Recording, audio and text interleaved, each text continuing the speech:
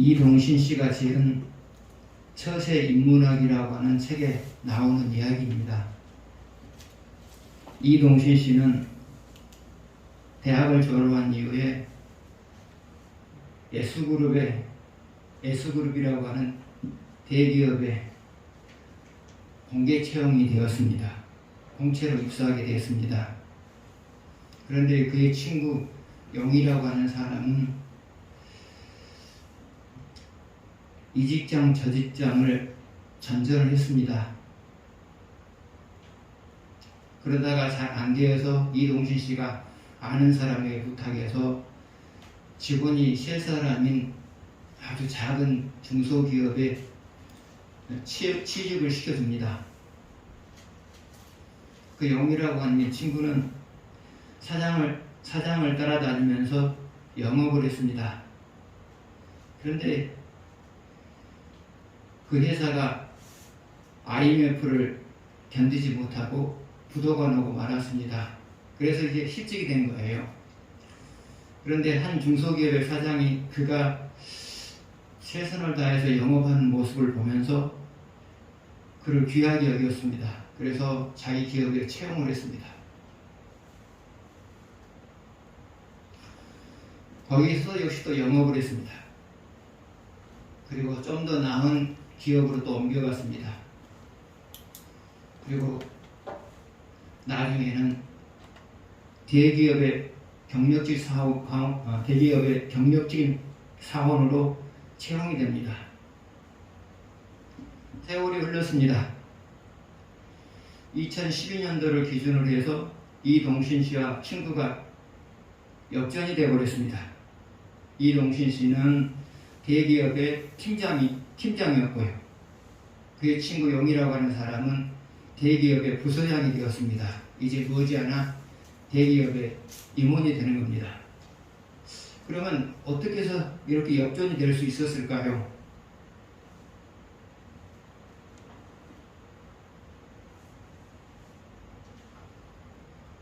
이동신 씨는 대기업의 직원이기 때문에 사람을 섬기는 일이 별로 없었습니다. 그러나 친구 영이라고 하는 사람은 작은 회사의 영업 직원이었기 때문에 사람을 섬겨야만 일을 해낼 수 있는 사람이었어요. 그래서 사람을 섬기기 시작했어요. 왜요? 사람을 섬겨야 사람의 마음을 움직여서 자기가 원하는 것을 얻을 수 있기 때문에 사람을 섬기는 법을 배웠어요. 계속해서 사람을 섬긴 거예요. 그러다 보니까 그의 인격이 성숙해졌고요. 그러다 보니까 많은 사람들을 포용할 수 있는, 많은 사람들을 받아들일 수 있는 그런 역량이 생긴 거예요. 이 역량이 생기다 보니까 대기업의 부서장이 될 수 있었던 거예요.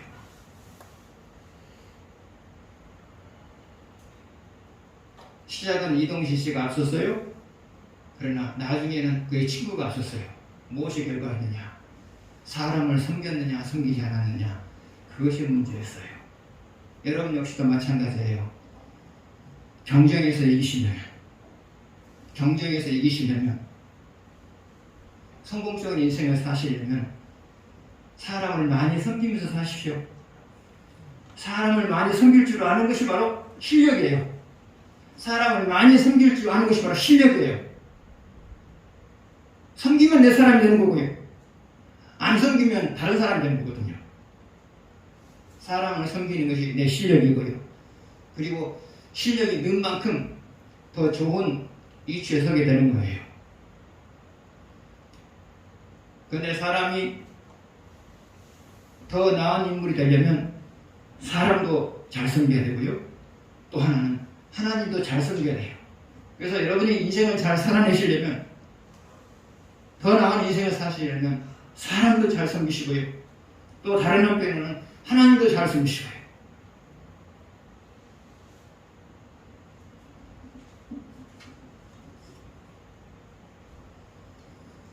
1절을 보시겠습니다. 같이 읽겠습니다. 내 아들아, 너는 그리스도 예수 안에 있는 은혜 가운데서 강하고 1절 뒷부분을 마지막 부분을 보게 되면 강하고 가운데 다 빼버리면 내 아들아 강하고 내 아들아 강하고 그랬단 말이죠. 그러면 여기서 강하다고 하는 것은 얼마만큼 강하라는 거예요? 얼마만큼 강하라고 하는 거예요? 첫 번째로는 사람이 해결할 수 없는 인생의 문제를 해결할 수 있을 만큼 강하라는 거예요. 사람이 해결할 수 있는 인생의 문제를 해결할 수 있을 만큼 강하라고 하는 거예요. 어느 정도 강하면 안 되잖아요. 어느 정도 강하면 인생의 문제 해결 못 하잖아요. 그러나 사람이 해결할 수 없는 인생의 문제를 해결할 수 있을 만큼 강하면 인생의 문제를 다 해결하며 살아가잖아요. 두 번째로 여기서 강하라고 하는 이유가 강하다고 하는 것은 얼마만큼 강한 것이냐? 장애물이 있음에도 불구하고 맡겨진 사명을 감당할 수 있을 만큼 강한 거예요. 사람이 해결할 수 없는 장애물이 있음에도 불구하고 맡겨진 사명을 감당할 수 있을 만큼 강한 거예요.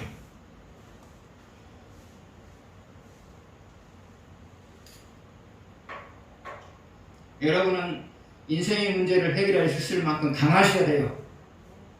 왜요? 그래야만 여러분이 하나님의 일을 할 수 있는 마음의 여유가 있어요. 내 인생의 문제도 해결하지 못하는데 하나님의 일을 할 수 있는 여유가 어디 있겠어요? 그래서 여러분은 인생의 문제를 해결할 수 있을 만큼 강하셔야 돼요. 그래야 하나님의 일을 할 수 있는 마음의 여유가 생긴단 말이죠. 그리고 장애물이 있음에도 불구하고 맡겨진 사명을 감당할 수 있을 만큼 강하셔야 돼요. 왜요? 하나님의 일을 하는 데 있어서는 인간이 넘지 못할 장애물이 반드시 있거든요. 특별히 교회가 앞으로 나아가는 데 있어서 항상 장애물이라는 것이 있거든요. 그것을 극복하면 교회가 되는 것이고요. 그것을 극복하지 못하면 교회가 안 되는 거거든요. 여러분 개인적인 사명도 마찬가지예요. 장애물을 극복할 수 있을 만큼 강하면 맡겨진 사명을 감당하는 것이고요. 강하지 못하면 여러분이 무너지는 거고요. 그래서 여러분 강하셔야 돼요. 얼마만큼요? 사람이 해결할 수 없는 인생의 문제를 해결할 수 있을 만큼 강하셔야 되고요. 두 번째로 장애물이 있어도 맡겨진 사명을 감당해낼 수 있을 만큼 강하셔야 돼요. 강하셔야 돼요. 그러면 여러분이 그만큼 강하시려면 어떻게 해야 되죠? 1절 앞부분에서 답을 말하고 있어요. 너는 그리스도 예수 안에 있는 은혜 가운데서 있어요. 너는 그리스도 예수 안에 있는 은혜 가운데서 그랬어요.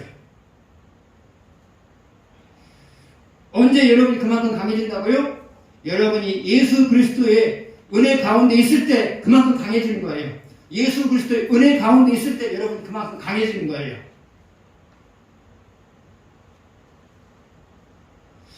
여러분 왜 그러느냐? 예수 그리스도의 은혜 가운데 여러분이 있으면 예수님의 능력이 바로 여러분의 능력이 되는 거예요.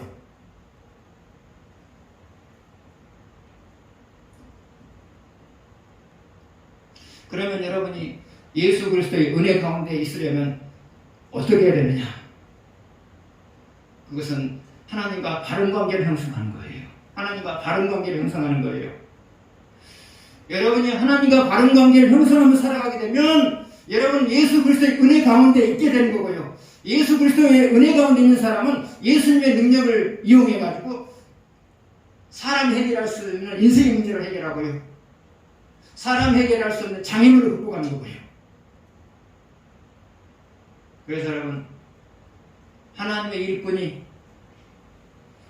일꾼이 항상 간직해야 될 것은 하나님과 바른 관계예요. 이것만 있으면 끝나요. 이것만 있으면 인생도 끝나는 거고요. 이것만 있으면 하나님이 또 끝나는 거고요. 그래서 여러분 하나님과 바른 관계를 형성하십시오.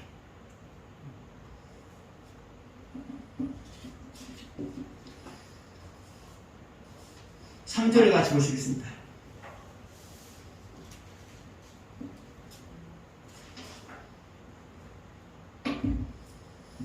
같이 읽겠습니다. 너는 그리스도 예수의 좋은 병사로 나와 함께 고난을 받으라. 너는 예수 그리스도의 병사로, 너는 예수 그리스도의 좋은 병사로 나와 함께 고난을 받으라 그랬어요.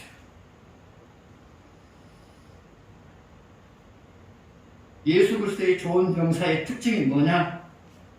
예수 그리스도의 좋은 병사의 특징이 뭐냐? 그것은 예수님을 위해서 고난을 받는 거예요.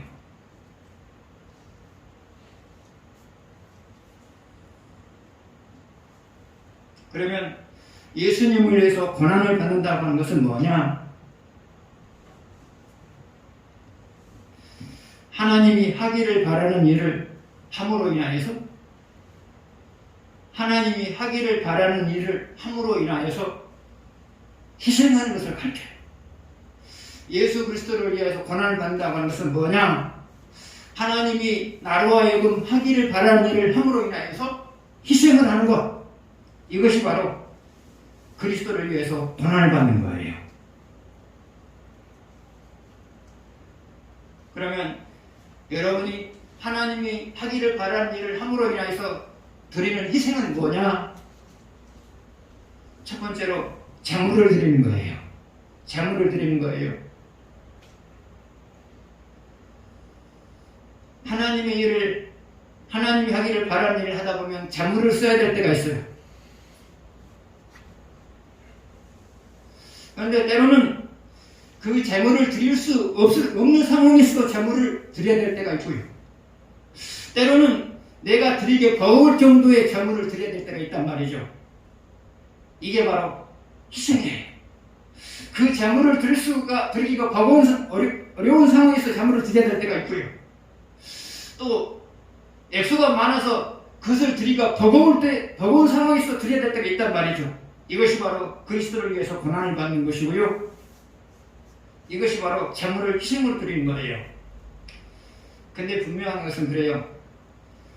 하나님은 여러분이 재물을 하나님께 드린 것 이상으로 반드시 돌려주시는 분이에요.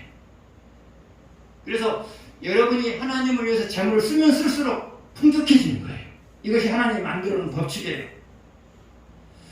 두 번째로 여러분이 하나님을 위해서 드리는 희생은 뭐냐? 건강이에요. 하나님께서 하기를 바라는 일을 하다 보면 때로는 건강하지 못함에도 불구하고 그 일을 해야 될 때가 있어요. 건강하지 못함에도 불구하고 그 일을 해야 될 때가 있어요. 이게 바로 하나님께 건강을 희생으로 드리는 거예요. 그런데 분명한 것은 여러분이 건강을 희생으로 드리게 되면 더 건강해져요. 왜요? 건강하지 못한 상태에서 건강을 드릴 그 모습을 하나님께서 귀하게 여기기 때문에 그런 것이고요. 귀하기 때문에 계속 쓰시기 위해서 그 사람에게 건강을 주는 거예요. 그래서 여러분, 피곤하다고 하나님의 일을 예민하지 마세요. 피곤한 상황이 주어지면 하나님께서 내게 건강을 주시기 위해서 나를 시험하고 계시구나, 그렇게 보시면 돼요. 여러분,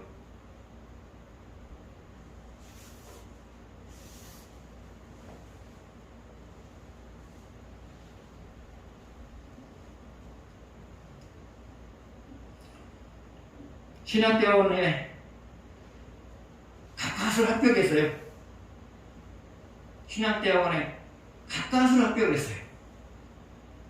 근데 제가 제일 염려된 것이 무엇이었냐면 건강이었어요. 저는 신학대학원을 준비하면서 한 6개월 동안 준비를 했는데 30분 동안 공부하고 30분 동안 누워있고 이것을 반복하면서 준비를 했거든요. 몸이 안 좋아가지고요. 그런데 저녁에는 또 몸이 안 좋으니까 공부를 못해요. 그렇게 준비를 했어요. 근데 아무튼 하나님 은혜로 가까스럽게 신학대학원 합격을 했어요. 합격하고 나서 걱정되는 게 뭐냐면 건강이었어요. 내가 수업을 받아낼 수 있을까? 30분 동안 공부하고 30분 동안 누워있어야만 하는데 건강이. 내가 하루 종일 수업을 받아낼 수 있을까? 그게 걱정이었어요. 그런데 저는 연초에는 항상 일주일 동안 금식을 했거든요. 그냥 새끼 다 금식하는 거예요. 일주일 동안, 연초면요. 고민이 됐어요. 금식을 안 해도 수업을 따라가기가 버거운데 금식을 했을 때는 더 몸이 나빠진단 말이죠. 그래서 고민했단 말이죠. 그때 고민하다가 마지막으로 결단을 그렇게 했어요. 하나님, 내가 수업을 받지 못해도 괜찮습니다. 하나님께 약속한 것이니까 저는 그냥 약속 지키는 것으로 속하겠습니다. 그렇게 결단을 하고 일주일 동안 금식을 했어요. 근데 금식하면서 기도적이 뭐였냐면요, 우리 3년 과정이거든요. 대학원이 3년 과정이거든요. 3년 과정이거든요. 하나님 3년 안에 졸업하게 해주십시오. 이것이 기도 제목이었어요. 그런데 금식하고 나서 하루 종일 수업을 받아낼 수 있는 건강으로 바뀌었어요. 그리고 3년 안에 졸업을 했어요. 그래서 여러분, 하나님께 건강을 드려야 될 때, 건강을 드리기가 버거울 때도 건강을 드리기를 원하시면 건강을 드리세요. 하나님이 여러분이 뻔히 건강하지 못한다는 사실을 알면서도 건강을 드리라고 한 이유가 뭘까요? 그것을 드렸을 때 하나님께서 더 건강하게 만들기 위해서 건강을 드리려고 한 거잖아요. 그래서 여러분, 하나님의 일을 하는 데 있어서는 이유가 있으면 안 돼요. 이유가 있으면 안 돼요. 이유가 생기면 그럼에도 불구하고 하세요. 그럼에도 불구하고 하세요. 왜요? 하나님께서는 이유를 가질 수밖에 없는 상황을 만들어 놓고 여러분에게 축복을 시켜서 시험하고 있는 거거든요.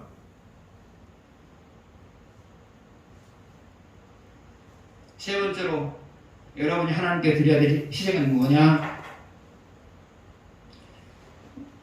그것은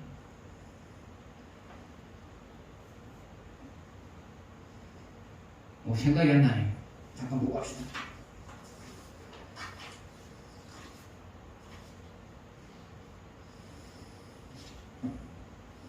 시간을 드리는 거예요.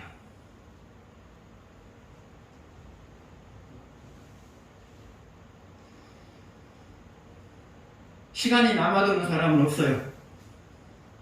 나름대로 다 바쁘게 살아요. 그런데 때로는 하나님 일을 하다 보면 바쁜 가운데서도 내일을 제쳐놓고 해야 될 때가 있단 말이죠.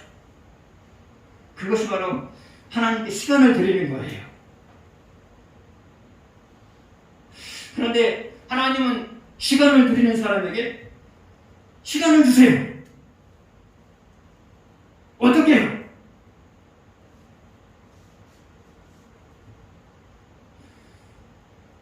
모든 일이 쉽게 해결되게 만들어요. 모든 일이 쉽게 완성이 되게 만들어요. 그래서 시간을 주는 거예요. 모든 일이 쉽게 완성이 되는 거예요. 그러면 시간이 남죠. 그 다음에 고민거리가 안 나타나게 만들어요. 그러면 시간이 남죠. 고민거리가 나타나서 쉽게 해결해줘요. 시간이 남죠. 그래서 하나님께 바쁜 가운데도 시간을 드리는 사람은 모든 것이 쉽게 완성이 돼요. 모든 것이 쉽게 완성이 돼요. 그러므로서 시간적인 여유를 가지고 살기 만들거든요. 그래서 여러분, 바쁘다고 핑계 대시면 안 돼요. 시간적인 여유를 가질 수 있는 기회를 포기하는 것이거든요. 바빠도 하나님이 그 일을 하기로 하면 하세요. 자체놓고 하세요. 그러면 하나님께서 모든 일들이 쉽게 완성이 됨으로 인하여서 여러분이 시간적인 여유를 가지고 인생을 살게 만들 거예요. 네 번째로 여러분이 드려야 할 희생은 뭐냐? 그것은 마음고생이에요. 마음고생. 여러분, 교회 일하다 보면 마음고생 하시죠? 교회 일하다 보면 마음고생 하세요. 그런데 그럼에도 불구하고 마음고생을 함에도 불구하고 교회를 해요. 그것은 뭐냐? 마음고생을 하나님 희생으로 드리는 거예요. 그러면 여러분을 하여금 마음고생을 하게 하는 것들이 뭐냐? 첫 번째는 희생이에요. 첫 번째는 시기예요.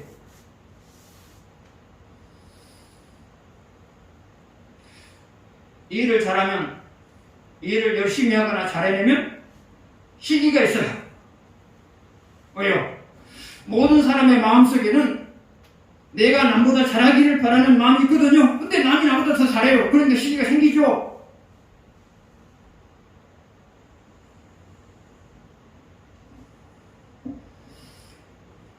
그러나 그럼에도 불구하고 시기는 극복하셔야 돼요.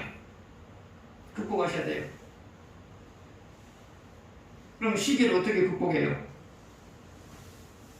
첫 번째로는 인간이 사는 곳이라면 항상 시기라는 것은 있는 거다. 그렇게 생각하세요. 인간이 사는 곳이라면 시기가 항상 시기가 있는 것이다. 있는 것이다. 그렇게 생각하세요.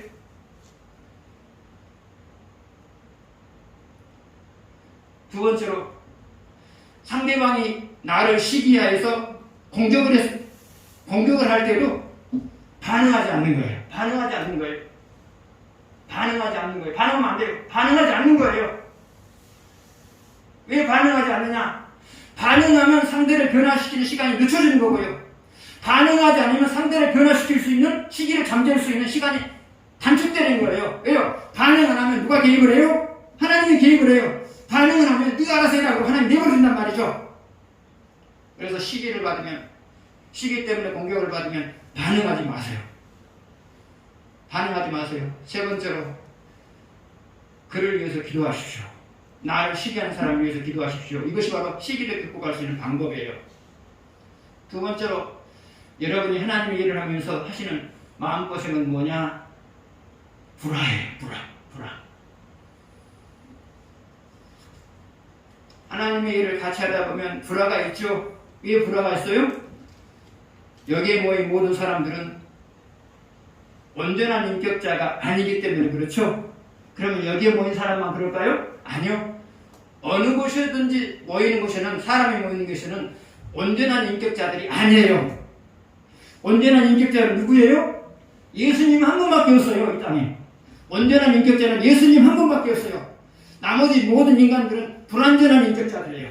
그런데 불완전한 인격자들이 모이는데 싸우지 않는 것이 이상하잖아요.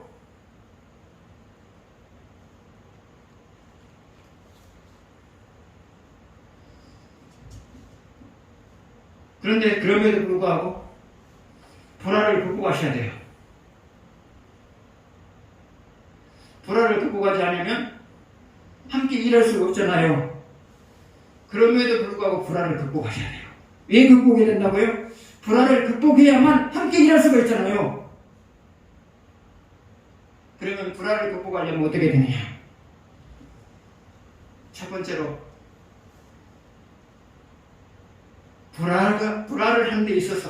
불화를 하는 데 있어서 내 책임은 무엇이었느냐? 불화를 하는 데 있어서 내 책임은 무엇이었느냐? 내 잘못은 무엇이었느냐? 이것을 찾는 거예요. 여러분, 불화가 일어났을 때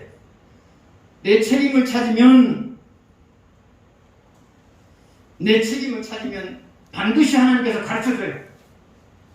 반드시 가르쳐줘요. 안 찾으면 없는 거예요. 안 찾으면 누구에게만 불화가 원인이 누구에게만 있어요? 상대방에게만 있는 거죠. 그러나 찾으면 하나님께서는 어떤 식으로든지 말씀하세요. 네가 성숙한 사람이 돼가지고 그것을 참아내지 못했느냐? 이렇게도 말씀하신단 말이죠. 네가 더 성숙한 사람임에도 불구하고 참아내지 못했다. 그렇게 말씀하시기도 한단 말이죠. 잘못은 누가 있어요? 상대방이 잘못했어요. 근데 불화의 원인을 찾으면 하나님께서 뭐라고 말씀하시냐면 네가 더 성숙한 사람이 그걸 참아내지 못했냐? 그렇게 나무라시지. 네는 잘못이 없고 그 사람만 잘못이다. 그렇게 말씀하시는 분이 아니에요. 그래서 불화가 일어났다. 첫 번째로 여러분 해야 될 일이 뭐라고요? 불화가 일어나는 데 있어서 내가 제공한 원인은 무엇이었느냐? 불화를 제공한 데 있어서 내가 제공한 원인은 무엇이었느냐? 찾으시는 거예요. 이게 성숙한 사람이에요. 이게 성숙한 사람.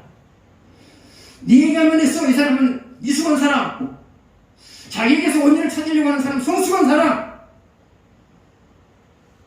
사람은 원인을 자기에게서 찾으면서 성숙해져가는 거예요.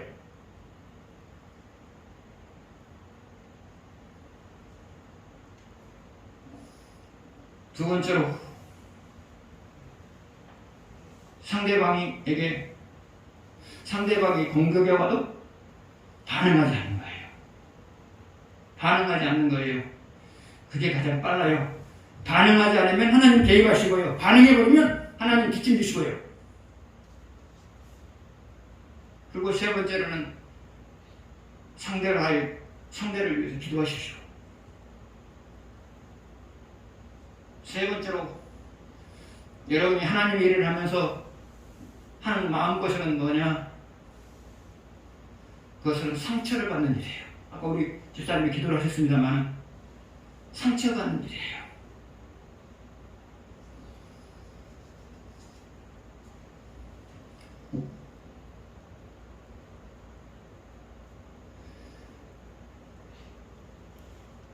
상처라고 하는 것은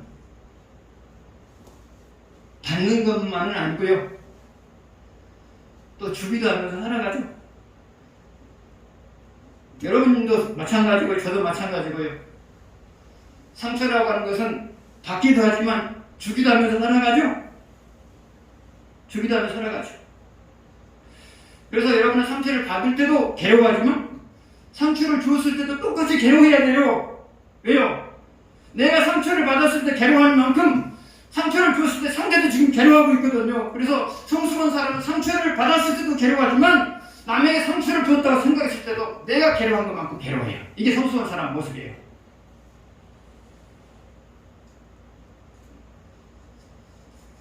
그러면 인간 사이에 상처를 주고받는 이유가 뭐냐? 상처를 주는 이유가 뭐냐? 첫 번째로는 그 사람을 다 알지 못한 채, 그 사람을 다 알지 못한 채 쉽게 이야기하기 때문에 상처를 주는 거예요. 여러분 가끔 그러시도, 지가 나 알지도 못하면서 그런 말을 해? 그러면 속상하잖아요. 지가 나 알지도 못하면서 그런 말을 해? 속상하잖아요.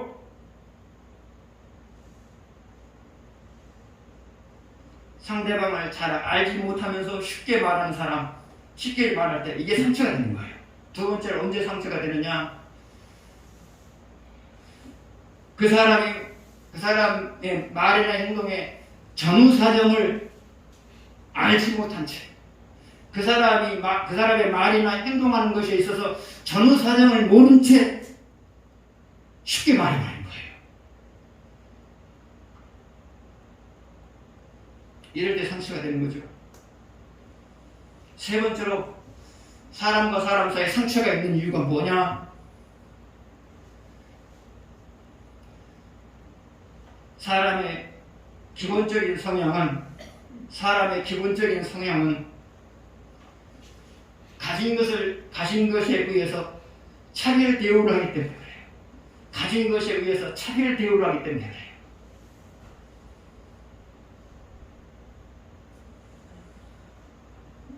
그런데 그럼에도 불구하고 상처를 극복하셔야 돼요. 상처를 극복해야 될 이유가 뭐냐?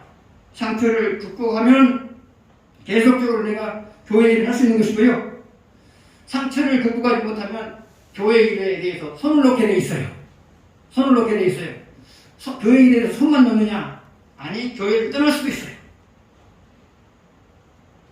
상처를 극복하셔야 돼요.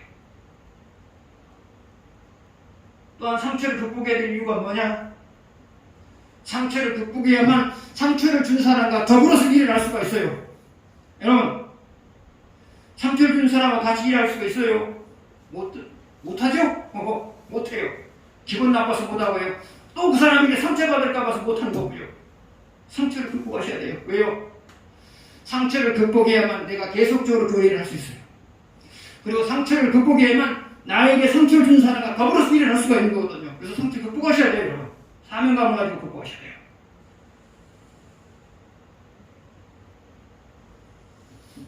그러면 상처를 극복하려면 어떻게 되느냐? 첫 번째로, 사람이 모인 곳에는 상처를 주고받는 일이 다반사다.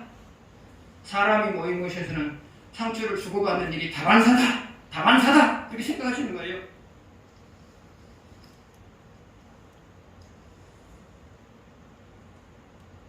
두 번째로,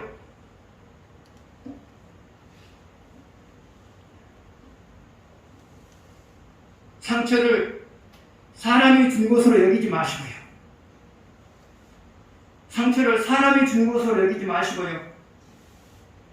하나님이 사람을 통하여서 준 것으로 간주하세요.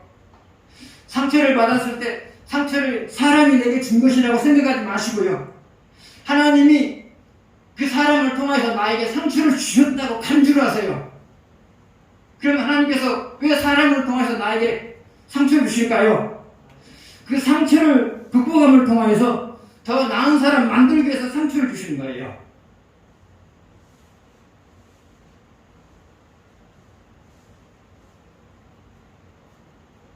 그래서 여러분, 상처를 받았을 때 어떻게 되느냐? 하나님, 나의 어떤 부분을 다듬기 위해서, 나의 어떤 부분들을 다듬기 위해서 이런 상처를 허락하셨습니까? 그렇게 물어보세요. 그러면 하나님께서 떠오르게 한 것이 있어요? 떠오르게 한 게 있어요? 그러면 떠오르는 대로 살아가세요. 그 하나님은 그것을 다듬기 위해서, 그것을 보완해 주시기 위해서 여러분에게 상처를 받게 만든 거예요. 상처를 받았을 때 상처를 받은 사람, 상처를 준 사람 원망하면 돼요? 안 돼요? 안 돼요. 원망하려면 누구를 원망해야 돼요? 하나님을 원망해야죠. 하나님을 원망해야죠. 근데 하나님 원망하면 돼요? 안 돼요? 안 되죠. 원망하시면 안 돼요. 하나님이 나를 더 나은 사람 만들기 위해서 저 사람을 통하여서 상처를 받게 하셨다. 그렇게 간주하세요. 이 방법 외에는 상처를 극복할 수 있는 방법이 없어요. 극복이 되던가요? 상처받으면 극복 안 돼요. 그런데 어떻게 하면 극복이 된다고요? 하나님이 나를 다듬기 위해서 저 사람을 통하여서 상처를 받게 만들었다. 이것은 간주하라고 하는 것이 아니고 사실이에요. 상처를 극복할 수 있는 유일한 방법, 이것밖에 없어요. 이것밖에 없어요. 상처를 받으시면 어떻게 하시라고요? 하나님이 나를 다듬기 위해서 저 사람을 통하여 상처를 주셨다. 상처를 주셨다. 그렇게 하세요. 그러면 여러분 정말 깨달음이 있어요. 그러면서 여러분이 더 성숙해 가는 거예요.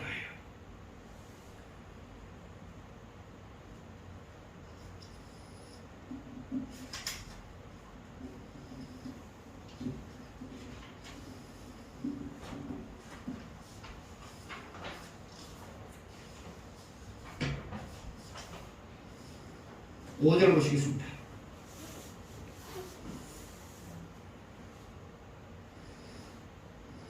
경기하는 자가 법대로 경기하지 않으면 1등을 할지라도 승리자의 관을 쓰지 못한다는 것이, 제가 성경을 읽은 게 아니라 설교를 읽었어요. 자, 성경 봅시다. 5절 보겠습니다. 경기하는 자가 법대로 경기하지 아니하면 승리자의 관을 얻지 못할 것이며, 경기하는 자가 법대로 경기하지 아니하면 승리자의 관을 얻지 못하며, 경기자가 법을 어겼다면, 경기 규칙을 어겼다면 1등을 해도 상을 못 받는다 그 말이죠. 경기자가 1등을 했다 할지라도 규칙을 어겼다면 상을 못 받는다 그 말이죠. 근데 이것은 경기에 관한 이야기가 아니죠. 경기에 관해서 말하고자 하는 것이 아니죠. 무엇에 관해서 말하고자 하는 거예요? 하나님의 일을 하는 사람에게 말하고자 하는 거예요. 하나님의 일을 하고자 하는, 이 하나님의 일을 하는 사람들에게 하는 말이에요. 그러면 이것을 하나님의 일을 하는 자에게 맞는 말로 바꿔서 말하면 어떻게 말할 수 있을까요?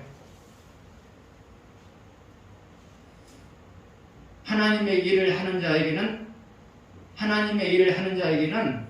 하나님이 만들어 놓은 법칙이 있는데 그 법칙에 따라서 일을 해야만 상급을 받는다 그 말이에요.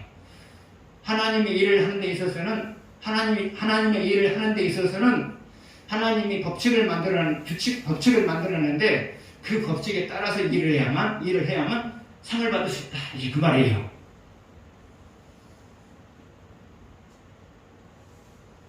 그러면 하나님의 일을 하는 데 있어서 하나님이 만들어놓은 법칙이라고 하는 것은 뭘까요?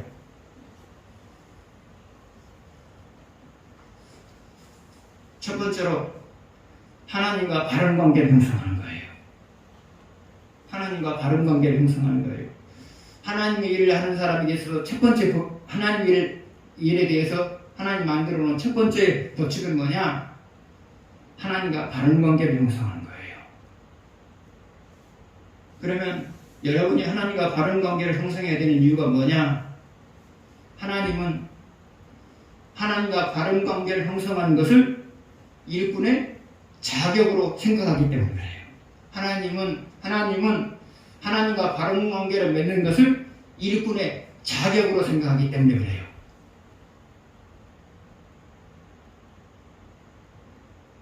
세상 사람들이 만든 일꾼의 자격은 뭐죠?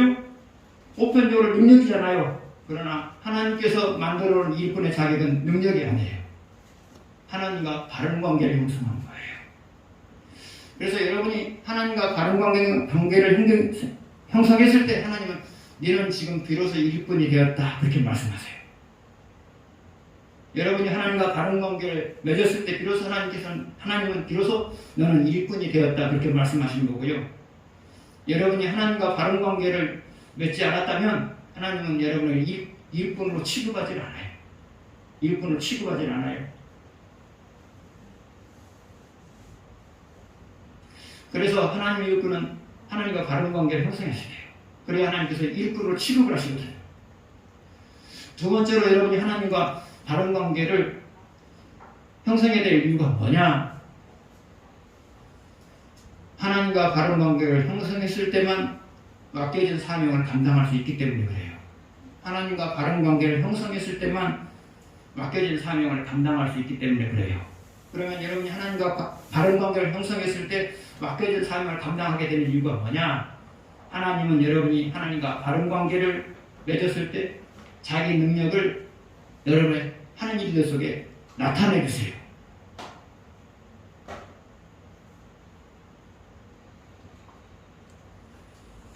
두 번째로 하나님의 일에 대하여서 만들어 놓은 법칙은 뭐냐? 그것은 하나님의 영광을 위해서 하는 거예요. 하나님의 영광을 위해서 일하는 거예요. 그러면 하나님의 영광을 위해서 일한다고 하는 것은 뭐냐? 이 일을 시작할 때도 하나님을 위해서 일하는 거예요. 이 일을 시작할 때도 하나님을 위해서 일하는 거예요. 왜 사람이 그렇게 순수한가요? 그렇지 않아요. 은근히 그 일을 잘해내므로 인해서 사람들에게 인정을 받고자 하는 욕구도 같이 있단 말이죠. 여러분 내면에 그 두 개가 다 있어요. 하나는 하나님의 영광을 위해서 일해야 된다. 그 욕구도 있고요. 또 하나의 욕구는 뭐냐? 내가 이 일을 잘해내는 통해서 사람들에게 좋은 평가를 받아야지. 이 욕구도 여러분의 마음속에 공존하고 있단 말이죠. 절대로 사람이 순수하지 않아요. 순수하지 않아요. 두 가지가 다 나타나요. 하나님의 일을 시작하기 전에 이 두 가지가 다 나타나요. 다음 두 가지가 다 나타났을 때 여러분은 내 마음속에 나를 드러내고자 하는 그 욕구에 대해서 회개를 하시고 내가 온전히 하나님의 영광을 위해서 일하겠습니다. 그렇게 다짐을 하시고 출발하셔야 돼요. 이것이 바로 하나님의 영광을 위해서 일한다는 게 첫 번째 의미고요. 두 번째로 하나님의 영광을 위해서 일한다고 하는 것은 뭐냐? 좋은 결과, 일을 마쳤을 때 하나님이 하셨다라고 고백하는 거예요. 일을 마쳤을 때 하나님이 하셨다라고 고백하는 거예요. 고백하는 거예요. 그런데 이때도 두 가지 마음이 다 있어요. 내가 일을 참 잘해냈다. 사람들이 나를 인정해 주겠지. 이것이 한쪽으로 들어와요. 한쪽 마음으로 들어와요. 한쪽 마음에서 일어나요. 또 하나는 그래 하나님이 하셨지. 이 두 가지가 공존해요. 두 가지가 공존해요. 그래서 전자는 가지치기를 하시고요. 후자는 취하시고요. 그리고 분명히 또 여러분 일을 잘해냈을 때 사람들이 다가와서 말해요. 오늘 멋있었습니다. 오늘 참 멋있었습니다. 그럼 어떻게 해야 돼요? 하나님 그 말을 그렇다고 반박할 필요는 없잖아요. 그 사람 원하니까. 하나님 그게 아닌데요. 마음속으로는 해결하세요. 하나님 저게 아니에요. 하나님 하셨어요. 사람들의 하나님의 일이라고 칭찬을 받을 때마다 반박은 하지 마시고요. 마음속으로는 회개를 하세요. 하나님 제가 한 것이 아니라 하나님이 한 것인데요. 제가 한 것이 아니라 하나님께서 하신 것인데요. 죄송해요. 제가 이런 말을 들어서. 그렇게 돼야 돼요. 그렇게 돼야 돼요. 그래서 저 역시도 칭찬을 들을 때마다 칭찬 듣는 것에 익숙하지 않으려고 해요. 칭찬을 들을 때마다 한쪽으로는 회개해요. 아니, 그거 제가 한 게 아니고 하나님께서 해주셨는데요. 그러면서 한쪽으로는 회개해요. 칭찬을 받을 때 한쪽으로는 회개한다고요.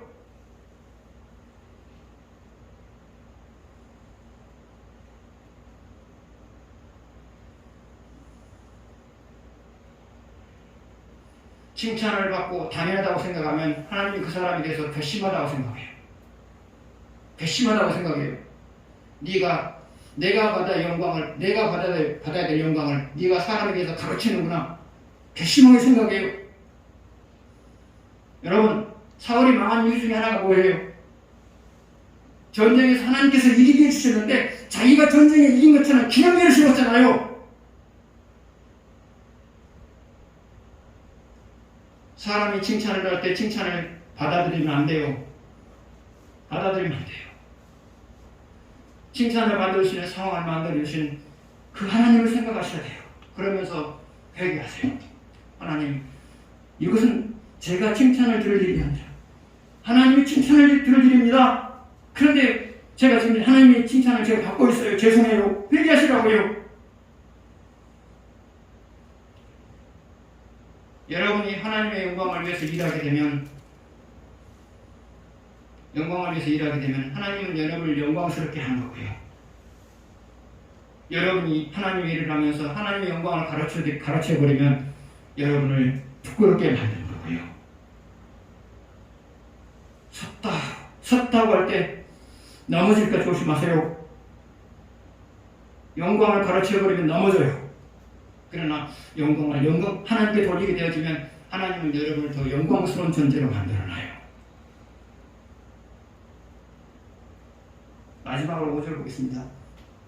6절인데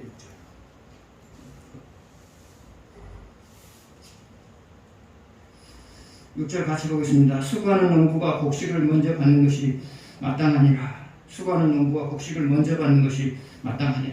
이것은 농부에 관한 이야기가 아니죠. 하나님의 일꾼에 관한 이야기예요.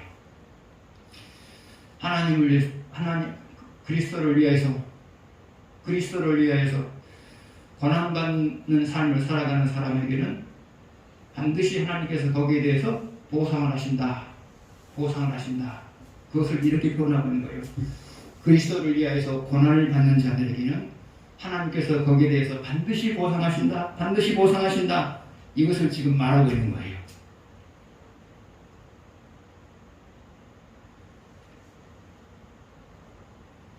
하나님의 일을 하되 하나님의 영광을 위해서 하십시오.